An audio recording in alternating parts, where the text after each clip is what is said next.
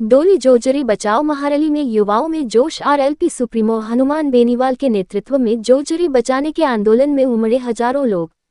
तारानकन बालोतरा। रविवार को जोधपुर संभाग के बालोतरा जिले में धवात डोली की सरहद पर टोल प्लाजा के पास राष्ट्रीय लोकतांत्रिक पार्टी के सुप्रीमो व नागौर सांसद हनुमान बेनीवाल के नेतृत्व में आयोजित जोजरी बचाओ महारली में हजारों लोग उमड़े।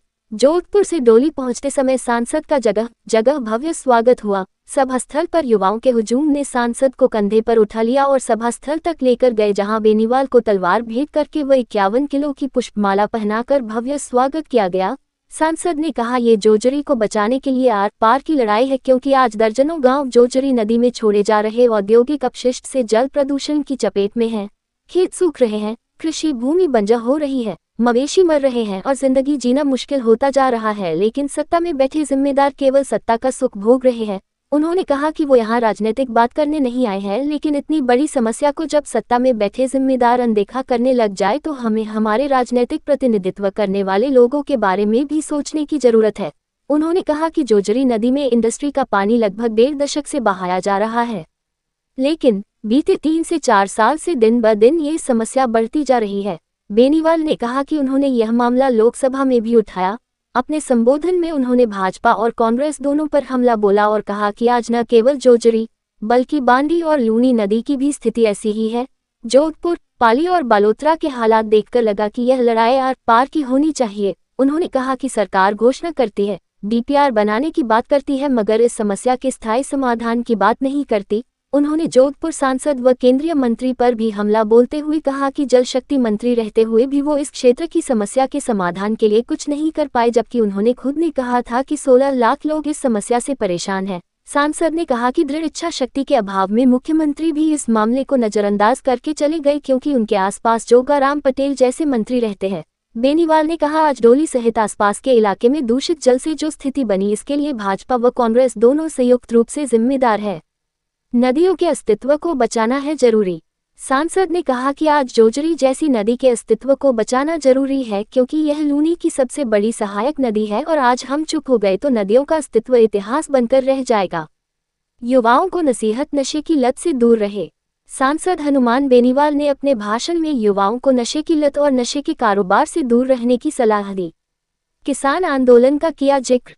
सांसद ने कहा, देश में जब 3 कृषि कानूनों के खिलाफ आंदोलन शुरू हुआ तब उन्होंने भी सत्ता को छोड़कर सड़क पर बैठना मुनासिब समझा और 70 दिन तक सड़क पर बैठे रहे। आरएलपी टीम को दिया धन्यवाद। सांसद हनुमान बेनीवाल ने जोजरी बचाने के लिए 1 वर्ष से आंदोलन कर रही जिले की आरएलपी टीम को धन्यवाद दिया। तारानकन जोधपुर कूच का ऐलान, सकते में प्रशासन। सांसद हनुमान बेनीवाल ने मांग नहीं माने जाने व सरकार के स्तर से ठोस बात नहीं किए जाने पर जोधपुर कूच का ऐलान किया। नागौर सांसद के कुछ के ऐलान से प्रशासन सकते में आ गया। खबर भेजे जाने तक सांसद सभा स्थल पर ही हजारों समर्थकों के साथ पड़ाव डालकर बैठे रहे। युवाओं में जोश देखिए, आखिर क्या आश्वासन मिला। नागौर सांसद हनुमान जी बेनीवाल से बातचीत करते हैं।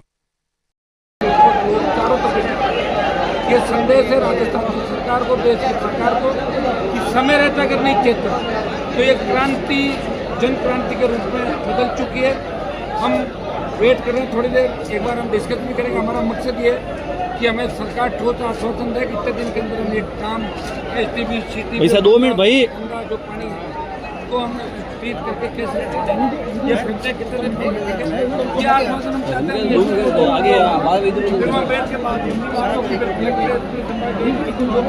एक बार आके सरकार से हमारी बात करा दें और बात करा के लोगों को आश्वस्त करें। इस तरह 60-70 गाँव जो आज़ादी के बाद ऐसा लग रहा है कि आज़ादी नहीं है।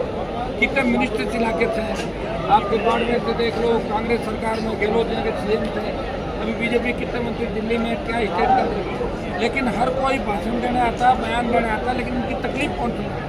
जिस तरह बच्चे बीमार हो रहे हैं, किसानों की जमीन बंजर हो रही है, जिस तरह कैंसर हो रहा है, इसके लिए ये तो आरएलपी सोच के साथ इस आंदोलन की शुरुआत की। आज ये माँ आंदोलन पूरे देश का एक ही चल रहा है क्षेत्र पे कि जोजरी बचाओ और राजस्थान में।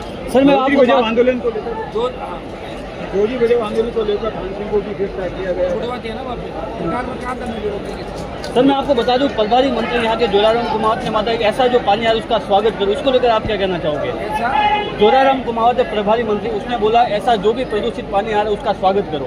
मीडिया के सवाल किया था, मीडिया के सवाल में जवाब दिया कि बारिश का पानी का स्वागत करना चाहिए। वो सीधे आदमी सुनो, उनको ध्यान नहीं रहता। वो आदमी वैसे सज्जन आदमी है, बुरा आदमी नहीं, तो उनका सवाल समझ में नहीं आया। बाकी मंत्रियों से तो ठीक है।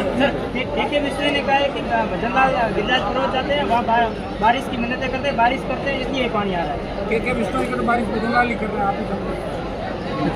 तो भजनलाल की वजह से हुई है बारिश, उसके घर में मंत्री पद हो गया, सब कुछ मिल गया, तो उसके तो भजनलाल गिरेगा। पब्लिक का तो कौन सी बारिश आए ना, भजनलाल की हुई तो नहीं बारिश।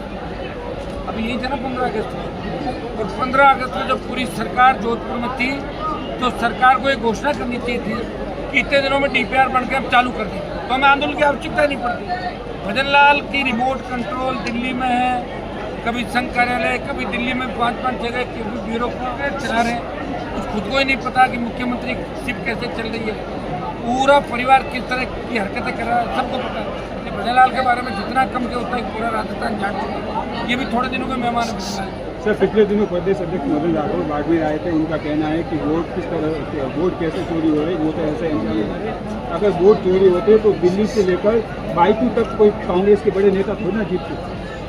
ऐसा ही मदन राठौड़ जी के बयानों को भी आजकल कोई उससे नहीं लेता, दिल्ली वाले भी उनको बना दिया, हो गया, तीर कमान से निकल गया। भजनलाल और मदन राठौड़ को बनाने के बाद दिल्ली भी परेशान है, गलत निर्णय हो गया, लेकिन एकदम से मेहनत करनी चाहिए। उनकी बातों में कोई दम नहीं, मतलब खुद बीजेपी के खिलाफ खड़े हो गए थे, सौदा करके फिर फार्म वापस उठाए। सबको जो पार्टी के प्रति कितनी उनकी स्वामी भक्ति। सर ऐसे ही भर्ती को लेकर आपका धरना लगातार चल रहा है। हाईकोर्ट का फैसला अगर खिलाफ आया तो दिल्ली कूच, और पक्ष में आया तो कूच की आवश्यकता नहीं।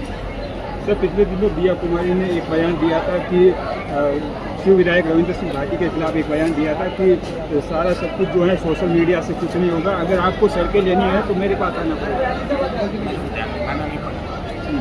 सर ये इस आंदोलन के आगे क्या रणनीति? सब आगे अभी हो जाएगा साहब, आगे रखते ही नहीं, बात आगे जो होगा अभी होगा, 2-3 दिन। प्रशासन तो हिला हुआ, 11 तारीख से लगातार सोशल मीडिया पर पूरी सरकार हिला रखी है। कांग्रेस लड़का रही, कांग्रेस तो बीजेपी गोद में बैठी है, घर तो RLP नहीं भाई। कांग्रेस के नेता तो जो भी बोलते हैं भजनलाल जी उनको कहते हैं आप ईडी सीधे आने वाली रात के अंदर में। कांग्रेस तो बिक गई राजस्थान में, बीजेपी की गोद में। RLP लड़ रही है, आम आदमी लड़ रहा है राजस्थान में। तो राहुल गांधी का डॉक्यूमेंट के साथ बीजेपी पर बयान फर्जी वोट से जो है वो सरकार बना रही है। नहीं वो प्रयास कर रहे हैं। देखिए मैं भी इंडिया अलायंस के अंदर हूँ, पेन से लिख रहे थे, मैंने भी देखा था अपने घर पे जब डिनर दिया था, मैं गया था। हर आदमी अपना अपना प्रयास करते हैं, आप भी जानते हैं। मोदी अमित शाह अपना प्रयास करें परमानेंट कैसे रहे, वो प्रयास करेंगे इनको हटा के वो कैसे बने, हर कोई प्रयास करे। भजनलाल सोच रहा है कि मेरा रिन्यूअल कैसे हो, गहलोत सोच रहा है कि मैं चौथी बार कैसे बनूँ, पायलट सोच रहा है एयर कंडीशन से मैं CM बन जाऊँ, हर कोई सोच रहा है।